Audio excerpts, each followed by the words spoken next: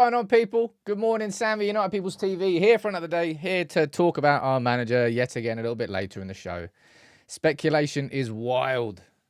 I saw last night everybody wanted me, well, quite a few people wanted me to do a video on that Gianluca di Marzio article. I decided not to because it's speculation central. I'm going to speak about, from the last, even 24 hours, we'll speak about De Zerbi, we'll speak about Pochettino, we'll speak about McKenna, we'll speak about Ten Hag. It's all just, it's kind of reaching boiling point. That's what it feels like to me, because the FA Cup final is on Saturday, and it's after that I think we actually will find out, and I think the speculation will die down, and we'll actually get some clarity. But I'll run through the article with you this morning, as we always do, right?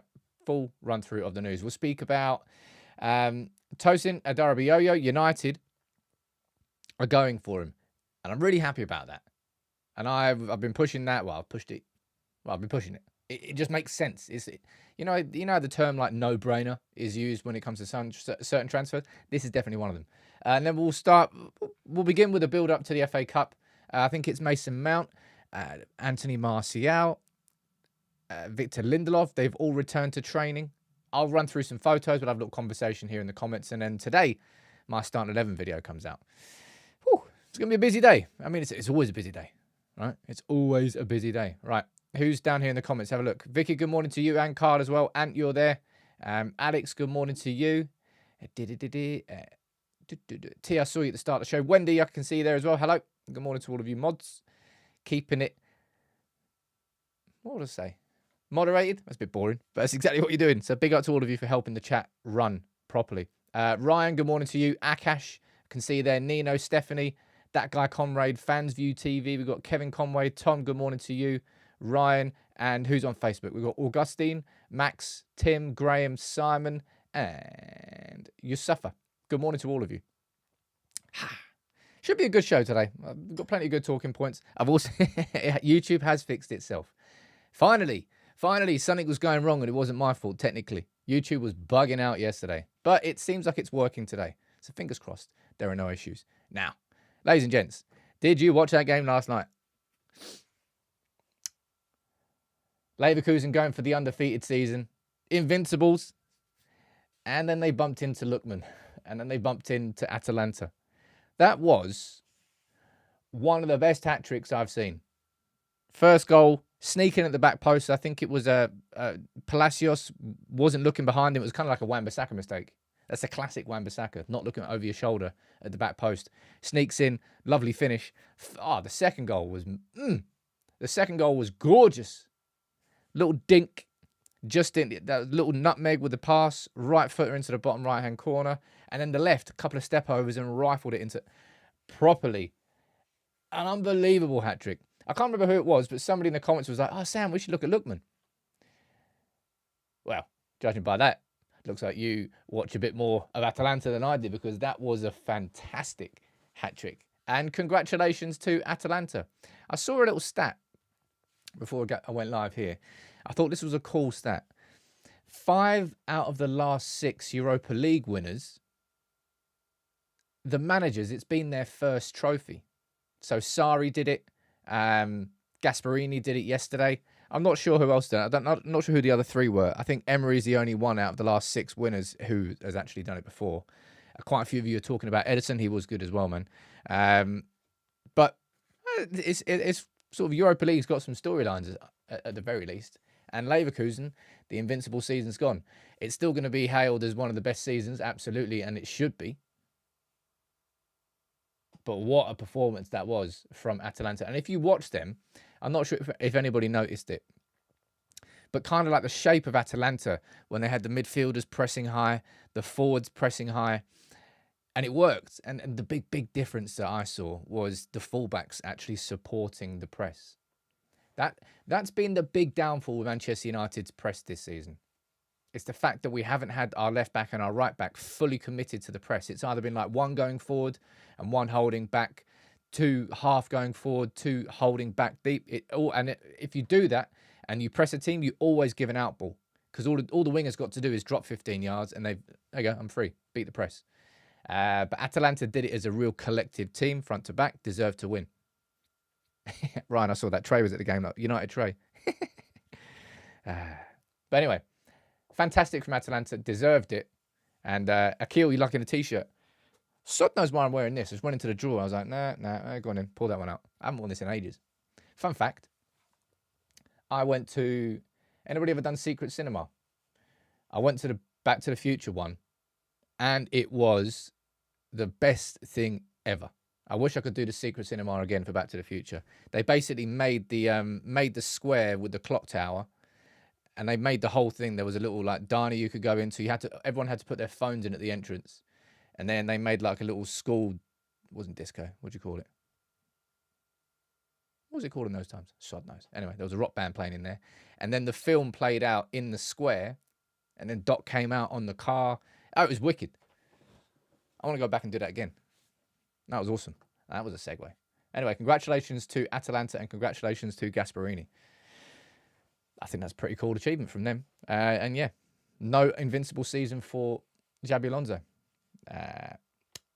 Now this is a cool talking point. This is just, I'll be honest, I'm reveling in Newcastle unraveling. Look at that for a sentence.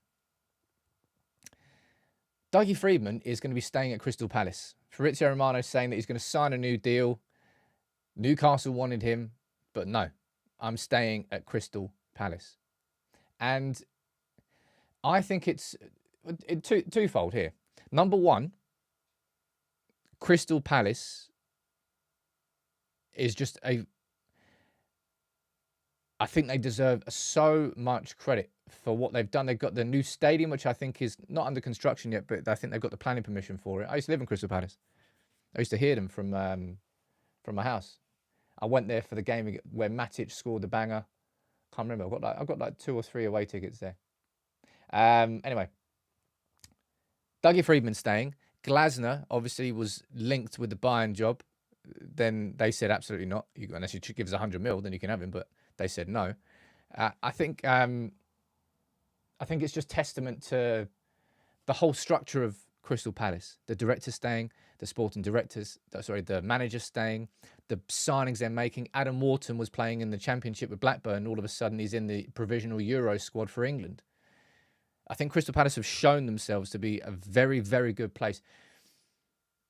Although not on that level, given that Borussia Dortmund are in the Champions League, I think Crystal Palace have shown that they are an excellent place for top talents to develop in the Premier League. In the same way that Borussia Dortmund had that sort of mantle a few years ago, and that's why they had Jude Bellingham, that's why they had Haaland, that's why they had Sancho. And they sort of, not prided themselves on it, but they were very good at it. Crystal Palace are like that right now. And Ant, you're down there. That was one point of Dougie Freedman staying. I'm saying congratulations to Crystal Palace. And number two is I'm enjoying watching Newcastle, as I said, unravel. They thought that they won the lottery when the Saudis came in and bought them. Oh, let's just ignore everything about the Saudis. They're rich. We're going to win the league. We're going to be the new city. Great. And just bit by bit by bit, it started to unravel. You can't just spend whatever you want because there's new restrictions. Oh, you're only doing that to... No, sod that. That's just... These rules should have existed a long time ago. Okay, so you're going to have to change your tact. You can't sign everyone in the world. Oh, great. And then the Dan Ashworth stuff. All right? And I covered the Dan Ashworth stuff. Is that it there? Look at that. Segue. I covered the Dan Ashworth stuff yesterday. And I had to re-record that intro like 8 times. It is so ridiculously complicated. Maybe it's... I mean, it is complicated, but it's messy. It's really, really messy. Nick, you're saying it's becoming a bit of an embarrassment. He's been sloppy. Everybody's been sloppy. And the crux of this Dan Ashworth situation now, and it actually makes sense to me now.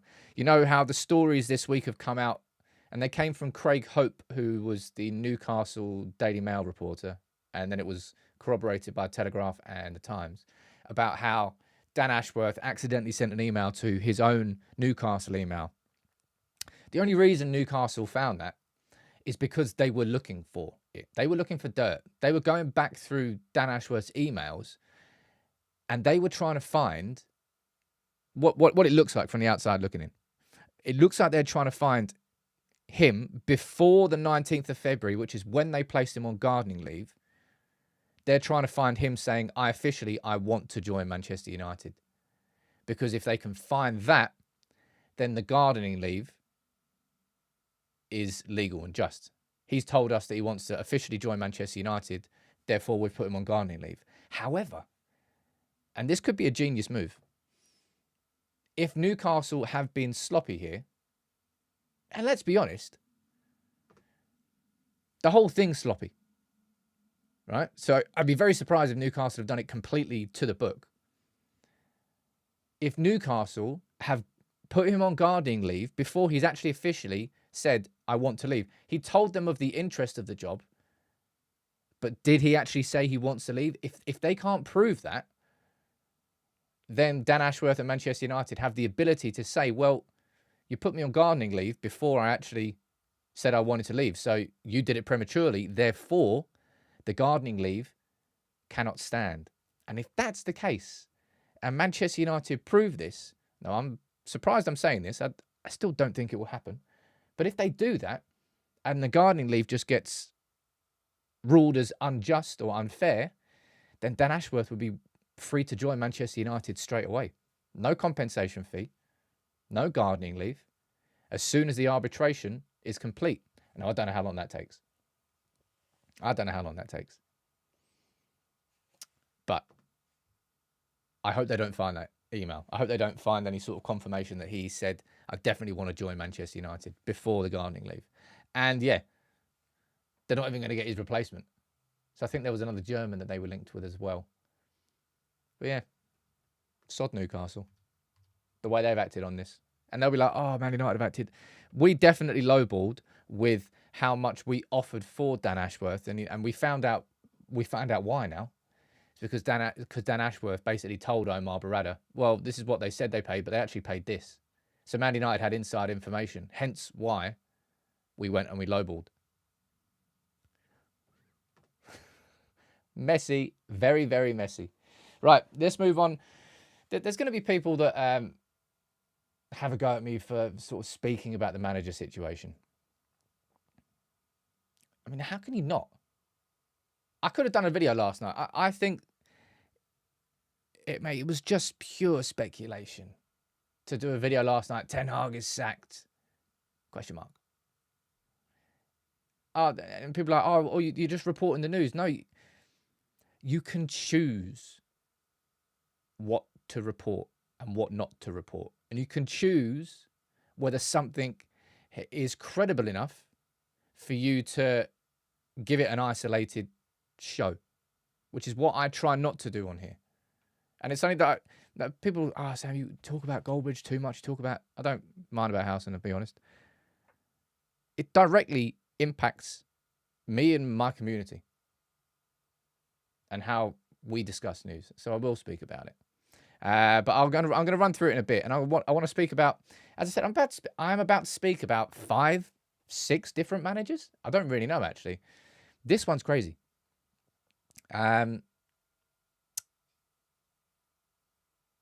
Is it crazy? I mean, it is, right?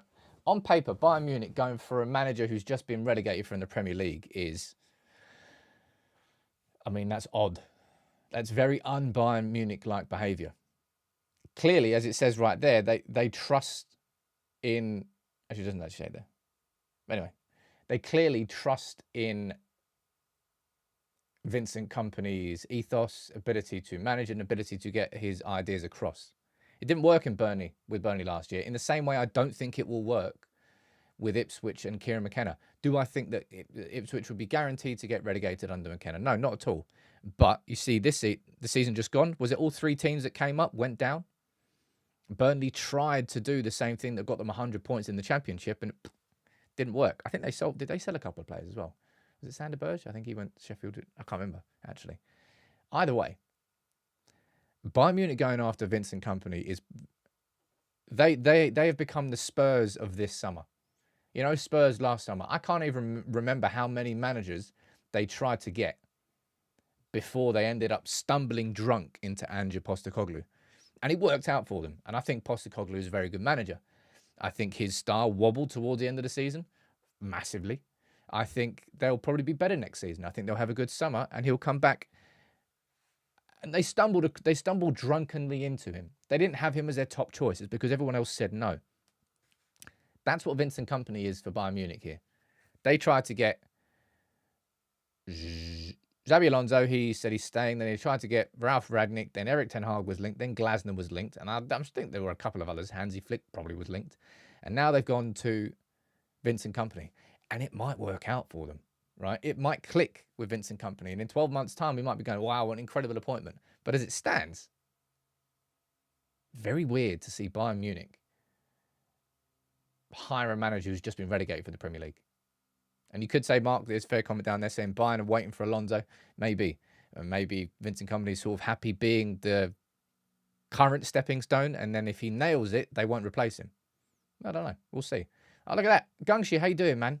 Gungshi and Luke gifting 5 memberships each. Gary, what do you think about that? What do you reckon, Gary? Oh, Chin!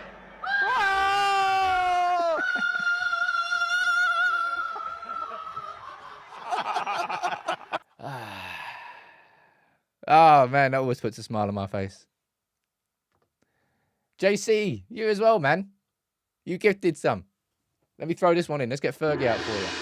I can't believe it. I can't believe it. Football, bloody hell. Football, bloody hell. Football indeed. Managerial merry-go-round indeed. And you want to hear about managerial merry-go-round, right? We've just spoken about Bayern Munich and the manager they're getting. Here's Barcelona, right? And Barcelona, just, of all the top 5 clubs, man, that club is just so in the pits. That's so in the pits, that club. Xavi was leaving about 3 months ago. Then about 2 weeks ago, Xavi's staying. And now another week later, Xavi's leaving because he said some stuff that Laporta, the president, was pissed off at. And that, madness what's going on at Barcelona. But Hansi Flick, it looks like that Hansi Flick might be going across to Barcelona. So we've just spoken about Bayern Munich and Vincent Kompany. We've just spoken about Barcelona and Hansi Flick. This has been sort of going this way pretty much the whole time. But Thiago Motta looks like he's definitely going to be going to Juventus. So that's Juventus, Bayern Munich, Barcelona, Liverpool, Chelsea, potentially Manchester United, all finding new managers in the same summer. It's crazy. And I think probably the 2 worst jobs out of all of those, I would say, are Barcelona and Chelsea in terms of environments. The environments are just, I don't know why anybody would go to Chelsea. I really don't. Barcelona is, it feels like the Titanic heading for the iceberg. And you could say it's arguably already hit the iceberg, but it's not quite because they're building a new stadium. How are they funding that? It just feels like at some point there's going to be a massive crack in the hole and it's going to go. So I have no idea who would want to go Barcelona for that sense. Oh, man. Everyone's been a legend down here today. Alex and Akash, you gifted 5 memberships each. Well, I suppose Gary, have you got an opinion on that? Because we're going to have to get this out again before we speak about Erik ten Hag. Oh, Chin! I don't care if you're bored of this, I'm not. Sounds like one of those 3D things that just like runs around you. Anyway, Barcelona. Whew. Right. Let's move on to speak about what happened last night. Gianluca di Marzio. At the end of the season, Manchester United will say goodbye to Erik ten Hag. It is certain they will be saying goodbye to him. Now, Gianluca di Marzio, I would say about maybe 3-4 years ago, maybe a little bit longer, but call it around about that. 3-4 years ago, Gianluca di Marzio was like the king of information. He was the top journalist. There wasn't a Fabrizio Romano, and I don't really think there was a David Ornstein at that point either. At that point, Di Marzio was sort of the pinnacle. So if Di Marzio said something, it'd be like, boom, let's go. Things have changed. Things have massively changed over these last few years. But what I'm going to do now is run through what the article says, and we can have a conversation about it this morning, right? But he's saying this. Erik ten Hag is expected to leave Manchester United. Ten Hag is expected to leave Old Trafford in the summer, Di Marzio has stated. His position has become uncertain. Di Marzio has now spoken to Soccer News, Sport.nl, the big one, I know, about the future of the Dutchman, stating that he will depart the club in the summer. On top of that, they're already looking at replacements and just listing them all off. Kieran McKenna, Roberto De Zerbi, Mauricio Pochettino. Chance that McKenna could join Chelsea. Poch could then come to Old Trafford. Speculation. Speculation, speculation everywhere. Like, this, you know what? I've said this quite a few times here on this channel. I think Ineos have already made their mind up. Right? I don't think Ineos are going into this FA Cup final going, ooh, is Erik going to be our manager next season? Won't he next season? Oh, I don't quite know. I think they absolutely already know what the decision is. It's just that we as the public don't know it yet. We as fans don't know it yet. And maybe, right, Di Marzio's got some strong information. And if he does, presumably, it will be coming from the De Zerbi side of things. De Zerbi, of course, Italian manager, being linked with, I think he got linked to the Juve job lightly, but that's going to Thiago Motta. Presumably, it's going to come through those means. But as it stands, like, it is speculation city. I'm going to go down and read some of your comments on this. My instinct, my gut, if you want to call it that, is that the week after the FA Cup's going to be a really big one. You could, there'll be people down here in the comments, and I'm going to go and read them here. There'll be people who feel Ineos have already done some damage in letting this speculation go this far. In their mind, it would have been better to do what Bayern Munich did with Thomas Tuchel and announced it earlier in the season, or what Klopp did with Liverpool, right? And that's fair, that's your opinion. But that's not how Ineos have operated. And I don't really see how that would have helped Manchester United do any better than we have done this season. We haven't finished inside the top four, and we've got an FA Cup final. I think if you rewind 6-7 weeks, there were little parts of us that were going, yeah, man, there might be a chance that we can get into the top four. No, actually it wasn't. It was top 5, because we thought at that point that there was going to be a 5th Champions League spot for an English team. That never happened, and we were never going to catch Villa in 4th anyway. So probably from the situation of 6 to 7 weeks ago to now, it was probably as good as it was going to get. It wasn't very good, I'll be totally honest. It was awful. But I don't think we were going to get into a position. Maybe we would have finished in a Europa League position in the league. Oh, joy. Yeah, great. That's the measure of a good season. I'm going to go down and read some of your comments. Oh, man. Tom and Garlic Bread, man. The whole gang is out today. The whole gang is out today. Can I say to everyone, get in Discord. And also, I'll tell you something. One sec. Fergie? I can't believe it. I can't believe it. Football, bloody hell. Indeed, Fergie. But I left a post on the community tab asking you what you would like me to do more of.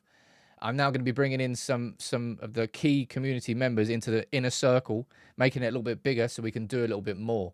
And then going to be starting definitely the Q&As with just the members on YouTube, because that really worked for the 400,000 subscriber special. I'm going to do more of them. We're going to be starting the Euros sweepstake and the Euros Fantasy League. The community stuff's really going to start kicking off now.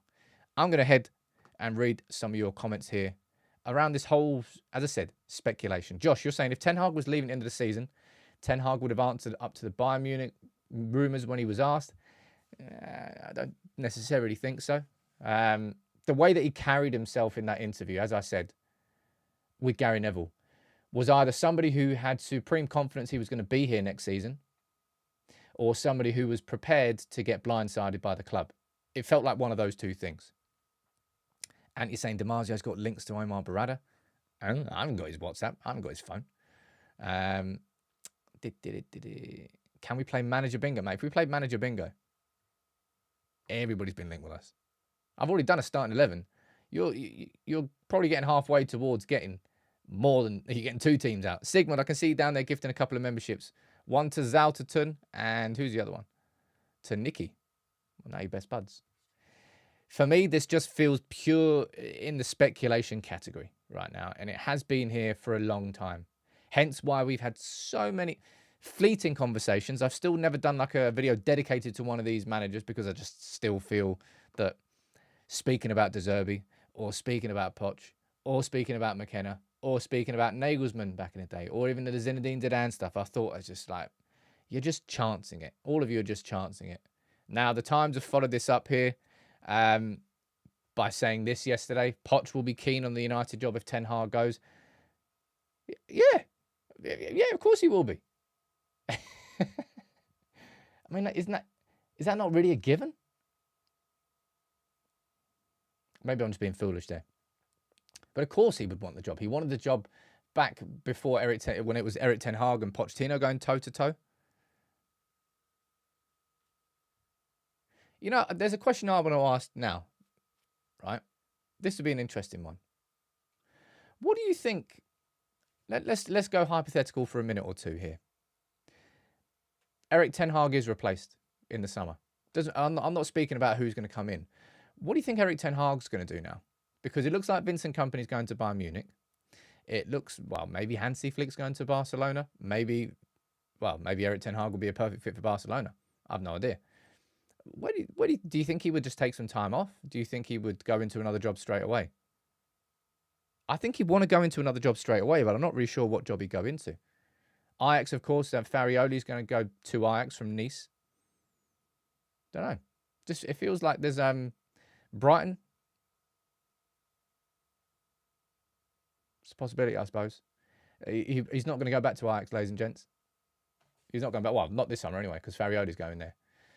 Madhouse, you're saying time off. Rob, you're saying a year off. Probably wait until a bigger job becomes available. I'm not quite sure. I think it probably strikes me that he would have time off. But that's only because that's what I would do if I was in his position. But maybe he just wants to. We all know he's an obsessive. I remember speaking about that when he came in. He's somebody who's just like head down into the details. Sometimes it works against him being such an obsessive. But it feels like he'd want to go straight into a job. Chelsea. Whoa. Don't do it, Erik. Don't do it, Erik. We're all exhausted, Franklin. We're all exhausted. Mr. Creed, thank you very much, dude. Saying, keep up the good work in the gang. And he sent in 5 gifted memberships. Everyone's just... honestly, with this, YouTube... I can't believe it. I can't believe it. Football, bloody hell. YouTube seriously needs to do a case study into this community. Because whatever we've done it right. We have done it right. Anyway, let's speak about... How many managers have we spoken about this morning? We have spoken about... Don't know why I'm singing Blind Date. Vincent Kompany, Hansi Flick, Thiago Motta, Erik Ten Hag, Roberto De Zerbi, Mauricio Pochettino, and Kieran McKenna. Kieran McKenna, this come from the BBC, by the way. There you go. McKenna is likely to reject a new Ipswich deal. And that news doesn't surprise me, okay? I spoke about it early this week. And Kieran McKenna has been heavily linked with the Brighton job, the Chelsea job, and the Manchester United job, right? I think he'd be an absolute nutcase to go for the Chelsea job. I think any manager of any sort of... I don't know what manager would suit Chelsea. But McKenna should not go there. The environment is awful. You only got to look at what happened to Graham Potter. Very good reputation and stock from Brighton. Went to Chelsea, exploded. And he's still out of a job. I personally think, if I'm being completely objective and I step away from being a United fan and I look at those 3 jobs, Brighton would be easily the best of those 3 options for him. Brighton is a very good established Premier League team, a very well-run club. They play exciting attacking football. He would sit in there and it would be like the middle ground. It would be like the step, without wanting to call Brighton a stepping stone and then also calling Brighton a stepping stone. Brighton aren't one of the top 5 clubs in the world. Manchester United are. Brighton is a place in the middle. And I actually would quite like to see him go there. There's part of me, right? Truth be told, there's part of me that goes, oh, what would McKenna do at United? And I just think about it. And it comes with its risks. Every single manager comes with their risks. All right. There is no perfect manager. It doesn't exist. There was one and he retired. It's called Fergie. But if he is going to leave Ipswich, then I would like him to go. I'd like him to go to Brighton. Joe, you're saying he should start at Ipswich, then on a rise. My personal opinion on that is it's not a case of my job here is done, but I think it's a case of for Kieran McKenna just being stuck in a relegation dogfight is not going to be something that really does him much personal development as a coach. There will be coaches that will be kind of better suited for that. I'm not saying Sam Allardyce or something like that. But I think selfishly, to do the incredible work with Ipswich in the Championship and League One, and then step up to Brighton, I think would be a better career move for McKenna. Now, Ipswich fans will not be happy with that. But I would just look at Burnley last season, and I'd look at Burnley the season before. 100 points in the Championship with Vincent Kompany, came up and just got obliterated. Absolutely obliterated. Now, lucky for Kompany, his stocks, well, lucky for Kompany, Bayern Munich have had about 7 other managers that they have failed to get, and then they've gone for Vincent Kompany, so it's not exactly affected him. Yeah, but Jason, yeah, maybe not. Maybe he doesn't think he would be in a relegation fight. I don't think Vincent Kompany thought he'd be in a relegation fight either. The Premier League is a different beast. It's just the truth. And while I wouldn't guarantee that Ipswich are going down, unless they have an absolute incredible summer, I don't know how much money they've got. Championship squads cannot compete with Premier League squads. They can in individual games, but across a 38-game season, I don't think so. And again, like evidence of last year, all 3 teams who came up all went down. We'll see. But Kieran McKenna, if he is going to be rejecting a new deal at Ipswich, I hope he goes to Brighton. I think that'll be a very, very good move for him. Now, if I can quickly do something here before we move on to the next talking point. Right. 1 second there. Okay. So we're going to have a quick break here. And then we're going to move on to speak about Tosin, and then we're going to speak about the FA Cup final. Well, not everybody's going to have a little break. Quite a few of you will. But what do you think about Tosin Adarabioyo, right? I've been banging this drum kind of before the end of the season, really. Because it is, as I said at the start of the show, there are certain transfers that really are like no-brainer transfers. And this is one of them. Not only is he a good player, right? Premier League experienced. Age-wise, I think he's 26. Yeah, he's 26. Look at that. Bring up the iPad. Whoa. Come on. That's so slick. I'm proud of it. I'm proud of how good this looks. I really am. But he's 26. He's Premier League experienced. He's a centre-back. He is the...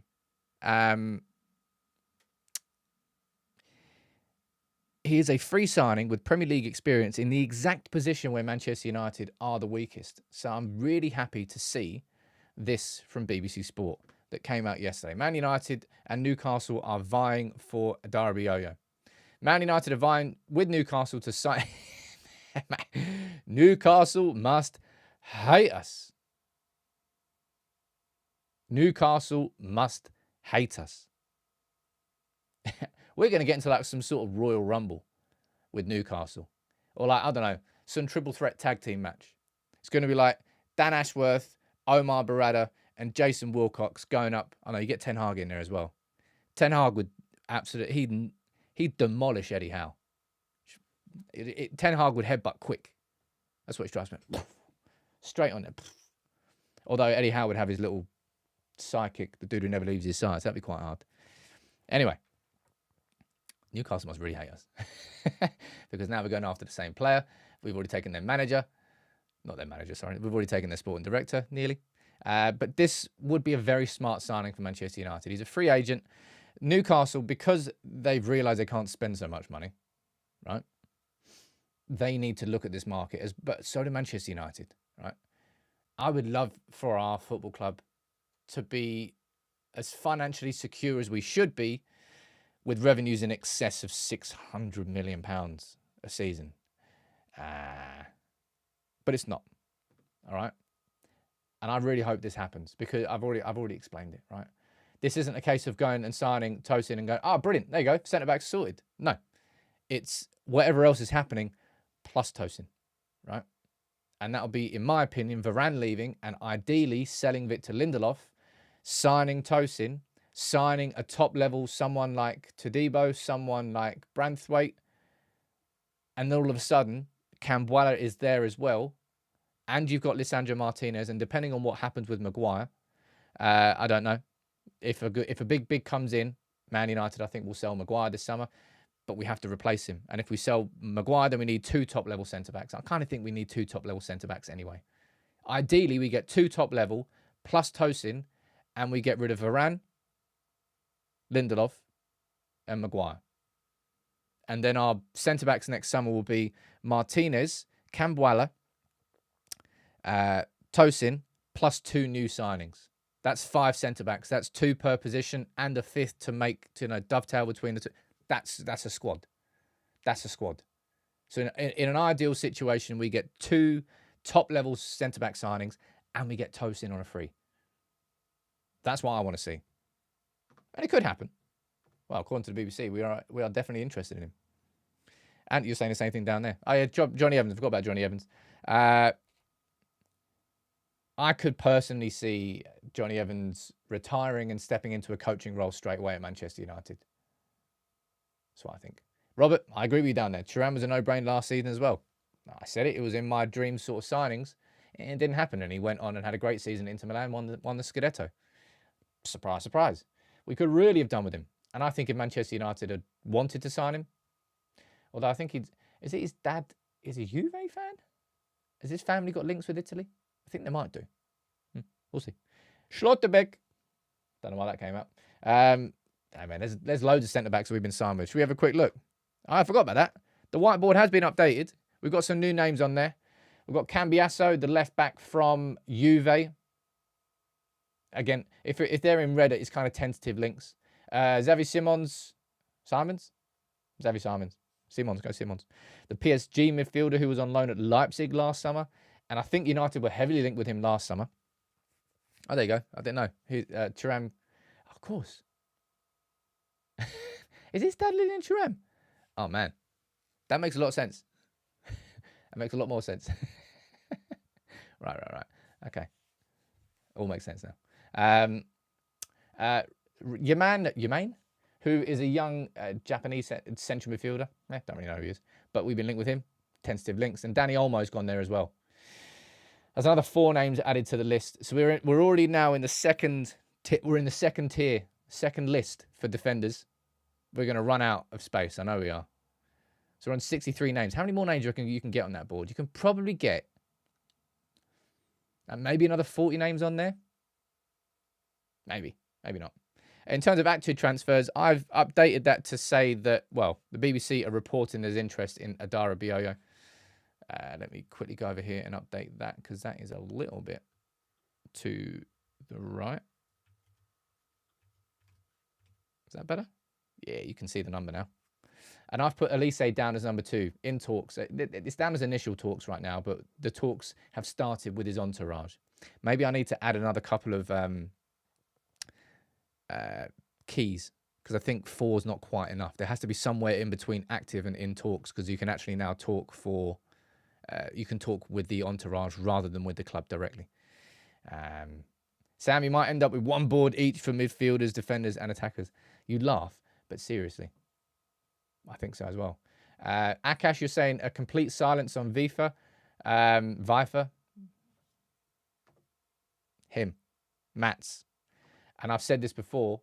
That's why I've got him down there. Have I got him in red? No, I've not got him in red. I'm going to move him into red.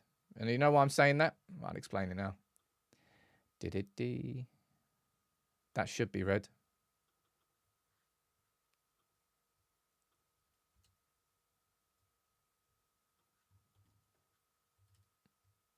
Right, that's him in red. The reason I'm saying it's in red is because Arne Slot is now the Liverpool manager. He's Feyenoord manager. Liverpool need a number 6 this summer. If he's going to leave Feyenoord, he's going to join Liverpool. All right, and it's in the same way that I had I just completely dismissed any sort of Arsenal Martinez links when they were going after him. I was like, What's the point? He's going to join Manchester United. He's going to follow Erik ten Hag, and all of a sudden he did. I think the same thing goes for him. I don't think we would get him, and I don't think we would waste our time. Because Arne Slot, if he wants him, he'll bring him to Liverpool, and if he doesn't want him, he'll stay at Feyenoord. Now, maybe if he doesn't want, but Liverpool need a number 6 this summer. They're looking out for sort of similar players to what we're looking at. Fofana has been mentioned down there.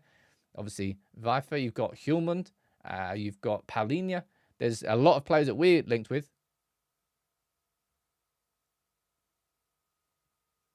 That they're linked with. Clarky, I'm sorry if there's anybody who's colourblind and can't see these, but I can't really do anything else. I can't. If I was to put symbols, this would get so complicated for me that I wouldn't be able to manage it. It's already complicated enough, right? It's already. I apologise about that. This happened yesterday. I'm sure we put it out on Instagram. De Gea seems to have, man, people love De Gea. People really love De Gea. I love De Gea, man. Yeah, I mean, it was the right time for him to leave. Last season with Onana hasn't changed my opinion on that. But he's there training in United colours. And he still doesn't have a club. Pretty much because his wages were just astronomical. Maybe after like a year out, he probably feels re-energised, probably has realised what retirement would be, and would probably be like, hey, yeah, man, I want to get back into it like for a year or two. I don't know what's going on. But the fact that he's training probably suggests that he would like to get back into football, if only for the short term. I don't know what club he would go to. He'd have to reduce his wage demands. Maybe there would be some teams in the Premier League that would love to have De Gea. Maybe he would take a hit on his wages and go back there. Or maybe he'd just go somewhere like Saudi Arabia and just enjoy himself in the sun playing football at a relatively low level. Don't know. Don't quite know. Charlie, you're saying, does he demand too high wages? He absolutely does do. And that's the reason why he hasn't had a club. It's the reason why he left Manchester United. And it's the reason why he's not got a club still. Jason, I'm not getting that original whiteboard out. This is all set up perfectly now. There's no way I'm bringing a whiteboard back there. All right? It's all going to happen. I'm going to if this whiteboard fills up, then I'm just going to have to create like a page 2 of this, which I can do. But there's a lot of buttons already going down here. But if I need to, I will do that. And I'll be honest, I probably will. Because, look, we've got 60... How many names on there? 63 names. And it's the 23rd of May. The season hasn't even finished yet. And I'm not making these names up, by the way. I'm not making these names up. I promise. If you can, ladies and gents, please drop a like on the video. It makes a big, big difference for me and for YouTube to show that the community enjoys the show. But look, let's quickly move on now. Last 5-10 minutes, we speak about the FA Cup final, right? My starting 11 video is going to be going out today. I'm going to do like probably a bigger, grander preview. I'm going to probably pull City players into it, try and highlight where the key areas of the pitch are going to be. Let's be honest. Everywhere on that pitch, City are going to have the advantage. Philip, I appreciate the suggestion, but I will not be changing the setup of any of these boards. These boards are set up exactly as they are, and I won't be changing it now. I cannot tell you how much work has already gone into this. So while I appreciate that you might do things to make it better, it ain't happening, all right? This is the setup of the board. This is not changing. But let's go back to this. Erik ten Hag and team news. This man probably gives me like 5% more hope that we've got Lisandro Martinez here. Lisandro Martinez will be fit to start this game. We played in the FA Cup final last year without Martinez. Would we have won with him? I'm not saying that we would have won with him, but we clearly, I think we've all seen enough evidence, right? We've all seen enough evidence that Man United are a different team without Martinez. We are. When he's in the team, the ball is given to him so much, constantly. Everyone's looking for him for playing out from the back with the ball because he's just the most comfortable at it. His line-breaking passes are the best. His confidence with the ball at his feet is the best. And he's probably our best centre-back. And he's our best centre-back as well. So having him back would be a big bonus in this starting 11. Let's run through a little photo gallery. There's Ahmad. Will Ahmad start? It's a big question because I think there's a possibility that you could see Marcus Rashford on the left and Garnacho on the right and bringing back that front three that worked really well. That was when Horden was banging in goals. It's a possibility. I'll run through that in my starting 11. There's Bruno. There's the boys. And there's a couple more photos here of players who have returned from injury, right? We've got Mason Mount.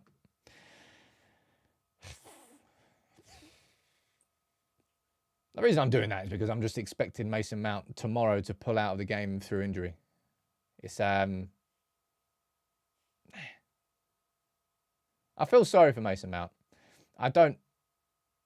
At this moment in time, I'm not questioning his professionalism, his work ethic. I think he's trying, but his body just keeps saying no. Whether that's from over intense training, whether that's, you can all speculate on those things. But he's missed like the majority of the season with injury. And he might be in the squad on Saturday, and so might Victor Lindelof. If he does play, he should be. Well, it should be his last game in a Manchester United shirt. I don't mean that in a horror. Jeez, why do I say that? Why do I feel like I've got to justify what I'm saying? Nah, man. This is what I mean. Like Victor Lindelof can go into that ruthless category. You could easily go into next season with Victor Lindelof. Easily as a centre-back option. But if you're being completely honest, he is not the sort of centre-back this team needs. He is really weak. Really not aggressive. I'm not saying that every single centre-back's got to be like Martinez, because they don't. And if you do that, then everyone's just going to run out of position. It'd probably be a bad thing. So you do need slightly different profiles, but Lindelof is not that guy. He needs to go. There's Anthony Martial training as well. I thought that was Brandon Williams, but it's not. It's Toby Collier. Casemiro. Amrabat. Hey, look. I'll run through all of these in my starting 11. Okay? It's going to be an interesting one because I think there are genuine decisions and question marks around who starts in central midfield, who starts in central defence, and who starts in attack on the wings because of players who may or may not be fit and available. Let me see what you're saying down here in the comments. Lindelof would be all right if we were fighting for 8th place. Otherwise, time is up. And you're saying, I question how many players are physically injured and how many are mentally injured. Wayne Rooney is anyone to go by. He doesn't think that many of these players are injured. Well, not that. Hold back. I said the wrong thing there. Not that he's saying they're faking injury, but he's saying that they're sort of exaggerating in order not to play. How many can go, says Henrik? 5, 7 more? I have no idea, dude. I really, really no idea. This summer's going to be bonkers. So make sure you do subscribe. But you know what's bonkers as well? Look at this. You know how bad this season was for Manchester United? Oi. Well, it was the worst we've ever had in the Premier League. And it may just, well, be one of the worst we've ever had if we lose the final as well against City. Despite all of that, we make up 40% of the goal of the season nominations. We've had some moments this season. We've had some top-class moments this season. Bruno's volley away at Burnley, that little lofted ball from Johnny Evans on his left peg, and a first-time volley over the shoulder from Bruno was a great goal. Garnacho has already won goal of the season, so we already know, right? We already know that we've won it, and we already know that Garnacho's won it, but it's good to talk about the rest of them. Mainu's against Wolves. That was one of my moments of the season, man. That really was one of my moments of the season. Just that game itself, that was another game where United seemingly threw it away, and then Mainu said, hold on. Nah, man. Took it on himself. And then Marcus Rashford against City, the absolute pile driver that goal was. 4 ridiculous goals. Ahmad easily wins it. It's not even a question. That's going to be up there for the Puskás Award, let alone the Premier League goal of the season. I think it's already one Man United goal of the season. Has it? Or has that award been, I think, did that award come out? Or was it just the Jimmy Murphy and the Reserves Player of the Year? I think it might have just been those so far. Jibak, you sending a super chat. Ahmad was in the FA Cup, ladies and gents. Or are you talking about his one against Sheffield United? Or did I say Ahmad? Whoops. Garnacho. Sue me. Jibak, you sent a super chat. With the realistic targets this summer, assuming we get 4 or 5 of them, won't be more than that, being realistic, where do you think we'll finish in 24-25? Dude, I would love to be able to answer that question right now, but I can't. I cannot possibly give a prediction on where we're going to be next season when I don't know who our manager is going to be, and I don't know who we're going to sign, and I don't know who we're going to sell. All 3 of those completely change my ability to predict whatever happens next season. So we'll be running through that in maybe 2 months' time, 23rd of July, 3 weeks before the season starts. We'll be in a position to say, this is where I think United will finish next season. Until then, we can't really have that conversation. Oh yeah, the kudos goal not in there. I thought people were saying that goal was better than Garnacho's. Not at all. Look, separate little final point to end the show. Ethan Wheatley and Eli Harrison both started for England under 18s yesterday. England won 4-2 and Ethan Wheatley scored. He's having some mad development. I get the feeling next season we could see Ethan Wheatley get loaned out. Depending on whether we sign a striker. If we sign an experienced striker, then maybe Ethan Wheatley will be kept for cup games. But remember, there's 2 things, I think. It depends on who we sign, and also depends on whether we beat City. Because if we beat City, we're in the Europa League, and we're playing midweek. If we're not going to beat City, well, if we don't beat City, and we're playing 1 game a week, there will be not much, in my opinion, in a formation which uses 1 striker, there would be no point keeping Ethan Wheatley at Manchester United next season. He should go on loan. Go on loan to a top level championship.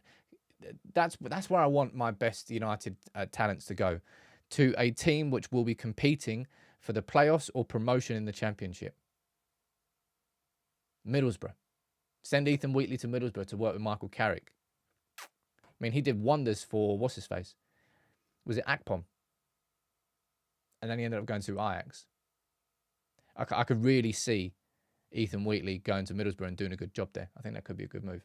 Anyway, just my personal opinion, I think he'll get loaned out next summer. Next summer? For next season.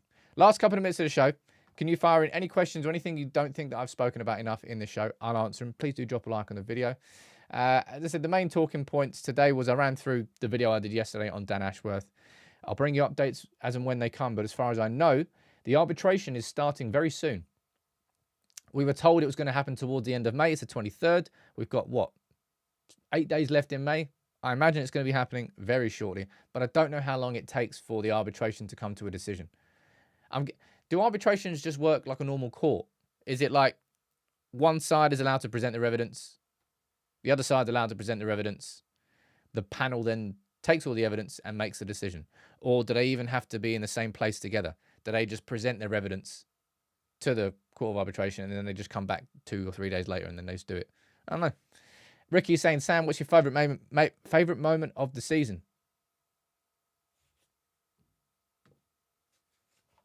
I don't need to tell you. You can just listen. It's Garnacho. He has Ahmad to his left. He finds Ahmad. It's Ahmad Diallo for United. Ahmad Diallo has won the game. One of the most incredible games of football you are ever likely to see. And the theatre of dreams has erupted. Easily the moment of the season, man. Are you from South London? Says Rex. No, I'm not from South London. I lived in South London for 10 years. And you're going to me? Are you going to? I swear you're going to like a heavy metal gig or something. Is it Rammstein? Du hast. Yeah, man. Wear the United shirt, 100%. We should do a play. We should get a place where everybody can send in their own sort of selfies or shirts from where they are in the world as a community. We have like a little community board. That could be fun. I need to get that set up. Anyway, big up everybody. Thank you for a fantastic show. I hope you enjoy your day. I'll be back tomorrow, Friday, map day. We'll get it all up. We'll get it all out. Maybe we won't get it all out. Let's just end the show there, Sam, before we say anything crazy. Bye.